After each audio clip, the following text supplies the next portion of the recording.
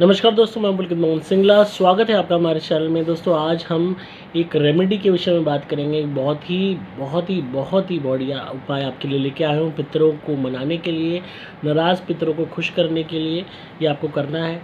ख़ासकर ये उन लोगों के लिए है जो कहते हैं कि हम पितरों के लिए श्राद्ध करते हैं, जो भी श्राद्ध पक्ष आता है जब भी, पर तब भी उनके पितर उनसे नाराज़ रहते हैं, तो उनके लिए ये रेमेडी है।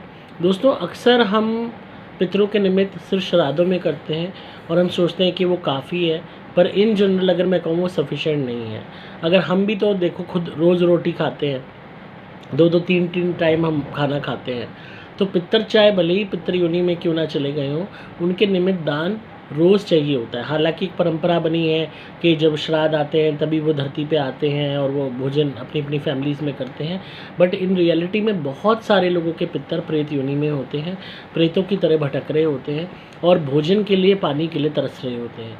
ऐसे में उनके निमित्त रोज़ भोजन दान करना ही एकमात्र उपाय है जिससे उनको तृप्ति रहती है। उसमें आपने करना क्या है, सिंपली सबसे पहले रोज़ सिस्टम बनाओ। अपने लिए खाना बनाते हो, 2 रोटी उनके नाम की निकालनी है, उस पे सब्ज़ी रखनी है, कोई भी मिठाई रखनी है या गुड़ का टुकड़ा रखना है, और उसको जल का छींटा मार के क्लॉकवाइज़ उस रोटी को उसके चारों तरफ जल का छींटा मार के वो किसी भी गरीब को खाने को दे देनी है। अपने पितरों के निमित्त दान करना है उस खाने का। ये एक तो आपने नियमित रूप से रोज़ करना है।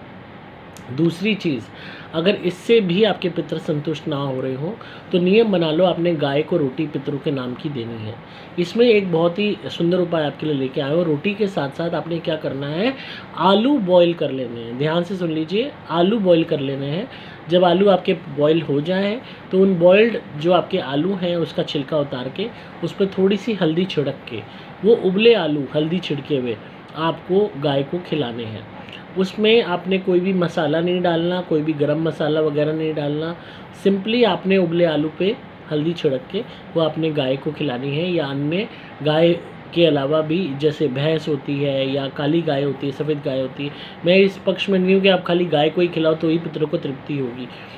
जो भी जीव मानव कल्याण के लिए कार्य करता है, चाहे आप भैंस देख लो, चाहे गाय देख लो, चाहे काली गाय देख लो, दोनों ही दूध देती हैं। गाय भी देती है दूध, भैंस भी देती है दूध। दोनों के ही दूध से मक्खन बनता है, पनीर बनता है, दही बनता है, छाछ बनती है, घी बनता है, और दोनों के ही दूध से मानव का कल्याण होता है। इंसानों के बच्चे पलते हैं। पैदा होने के बाद जो दूध चाहिए होता है, माँ तो इतना दूध नहीं पिला सकती बाद में, तो भैंस के दूध भी दुनिया ने पिया है, गाय का दूध भी पिया है। तो ऐसा नहीं कि गाय को ही आप खिलाओगे तो ही आपके पितरों को तृप्ति मिलेगी।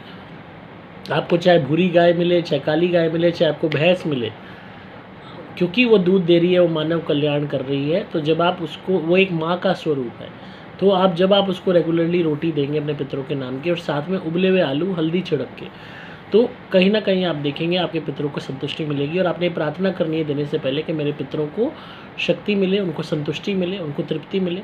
और उसको खिला देने के बाद थोड़ा सा पानी भी अगर आप उसको ऑफ़र कर सकते हैं किसी बर्तन में, तो और भी बढ़िया।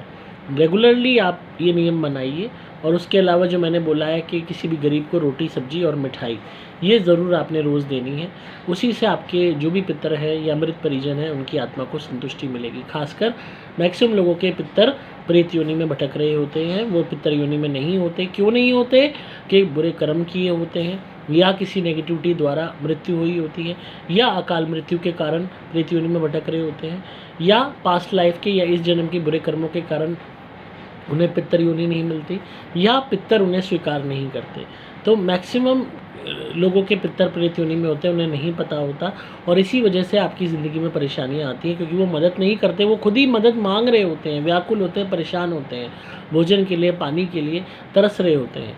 क्योंकि प्रेत जो होते हैं उनके अंदर वो सारी अनुभूति रहती हैं, उनको जो है लालच रहता है इन सब चीज़ों का।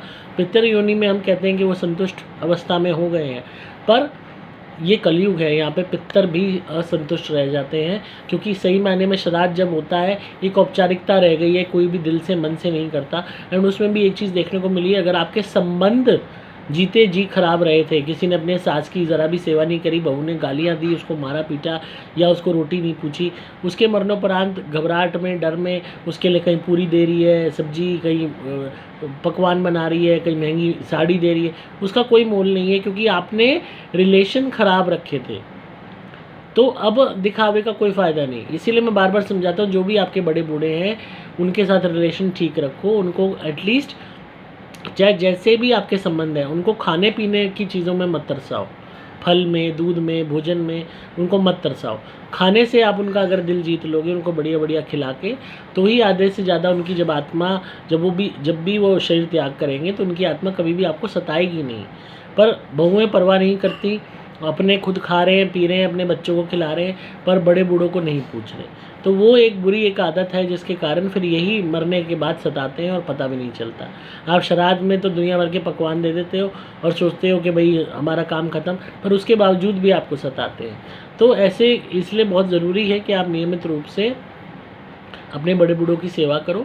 और अगर आप से कभी गलती हो गई है, कभी आपने उनके साथ अपशब्द का इस्तेमाल किया, उनका बुरा किया, तो रेगुलरली एक तो उनसे माफ़ी मांगो, हमारी सुपर गोल्ड धुनी जलाते हुए प्रार्थना करो कि उनकी आत्मा को शांति मिले, और उनके निमित्त रोज़ खाना दान करो। मतलब खाली आप श्राद्ध तक मत वेट करो, रोज़ उनके लिए भोजन दान करो, और उनसे लिटरली दिल से माफ़ी मांगते हुए दान करो कि हमसे जो भी भूल हुई हमें क्षमा करें और हम पे अपना आशीर्वाद बनाए रखें। धीरे धीरे आप देखेंगे कि खुद ही उनके अंदर परिवर्तन आना शुरू हो जाएगा। वही बुरे पितर आपके प्रति अच्छे रहने लगेंगे। कहते हैं ना कि नफ़रत को जीतना है तो प्यार से ही जीता जा सकता है, और ये खाली कहने की बात नहीं है, असल ज़िंदगी में भी लागू होती है। अगर आप किसी से प्यार से बात करोगे, चाहे कितना ही बुरा इंसान है, फिर भी कहीं ना कहीं थोड़ा बहुत वो जो है अपने शब्दों का में बदलाव करेगा। कोई बिल्कुल ही क्रूर है, बिल्कुल ही राक्षस है, तो बात अलग है।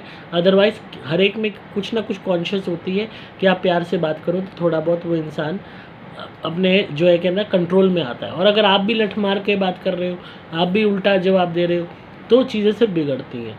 आज हर कोई ईगो पे ले जाता है, आज कोई भी तू तक नहीं सुनना चाहता, तूने मुझे तू कैसे कह दिया, यूँ कैसे कह दिया। हर बंदा आज भगवान बना हुआ है, हर बंदा।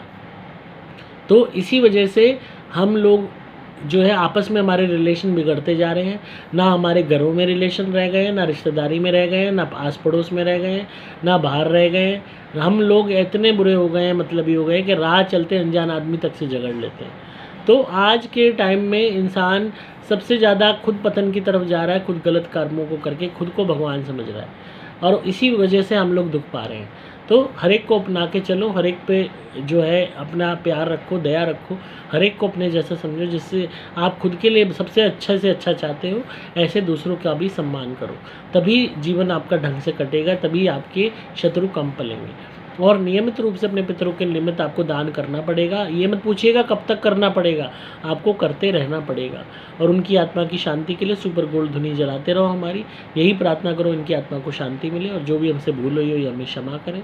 नियमित रूप से जब उनको भोजन मिलेगा तो उनको तृप्ति मिलनी शुरू हो जाएगी। उसके अलावा रेगुलरली कभी कभी कोशिश किया करो कि उनके निमित्त पानी का दान करो। और पानी का दान आपने क्या करना है, जैसे आपने देखा होगा लोग रूह अफ़ज़ा अक्सर पानी में मिला के देते हैं, एकादशी पे करते हैं पानी का दान, या जनरल किसी उस पे करते हैं, कोई भी उनकी तिथि हो, मृत्यु तिथि है, जन्म तिथि है, तो उसमें आप रूह अफ़ज़ा मिला के या कोई भी अन्य शरबत मिला के आप पानी का उनके निमित्त दान करो। यहाँ तक कि आप कोल्ड ड्रिंक्स का भी कर सकते हो भंडारा, मतलब आपने 2-3 तरीके की कोल्ड ड्रिंक्स ठंडी रख ली और उनके निमित्त प्रार्थना करके कि हम आपके निमित्त ये दान कर रहे हैं और भगवान आपकी आत्मा को शांति दे। और लोगों को प्लास्टिक के गिलास में कोल्ड ड्रिंक राह चलते लोगों को पिलाई, तो इससे भी बहुत हद तक आप देखेंगे कि उनको तृप्ति मिलेगी। ये ऐसे उपाय हैं कि कोई आपको नहीं बताएगा जो मैं आपको बता रहा हूँ, और ये उपाय इतने कमाल के हैं कि आपको देखने को मिलेंगे रिज़ल्ट अच्छे। तो नियमित रूप से इस बात का ध्यान रखें, कभी भी आपने मीट मांस का दान नहीं करना, कभी भी आपने शराब का दान नहीं करना, कभी भी आपने नॉनवेज का अंडे का दान नहीं करना, मछली का दान नहीं करना। आपने जब भी करना है सात्विक भोजन का दान करना है, फलों का दान करना है, खाने पीने की चीज़ों का दान करना है जो वेजिटेरियन हो, और जितना करोगे उतना लाभ मिलेगा। इसमें एक उपाय और ऐड कर देता हूँ, कभी कभी अगर संभव हो चाय का भंडारा करो, चाय बिस्किट। ये खासकर उनके लिए जिनके परिजनों को, मृत परिजनों को चाय बहुत पसंद है, तो या कॉफ़ी बहुत पसंद थी। कॉफ़ी हालांकि महंगी पड़ती है, पर आप चाय का कर सकते हो। चाय बिस्किट का एक छोटा सा किसी भी हलवाई से कहोगे, ज़्यादा पैसे भी नहीं लेगा, स्टॉल लगा देगा और लोगों को मुफ्त की चाय और बिस्किट आप ऑफ़र कीजिए।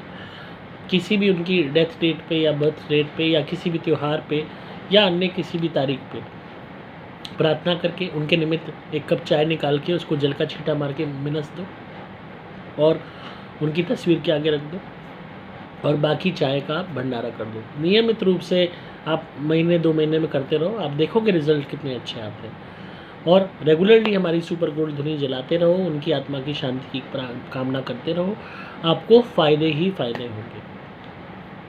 तो आई होप आपको आज की वीडियो पसंद आई होगी और आप इन नए उपायों को ट्राई करेंगे और ज़रूर करते रहिए और कमेंट्स में बताइएगा वीडियो कैसी लगी। लाइक कीजिए, शेयर कीजिए, चैनल को ज़्यादा से ज़्यादा वीडियोस को शेयर कीजिए ताकि लोगों का भला हो सके।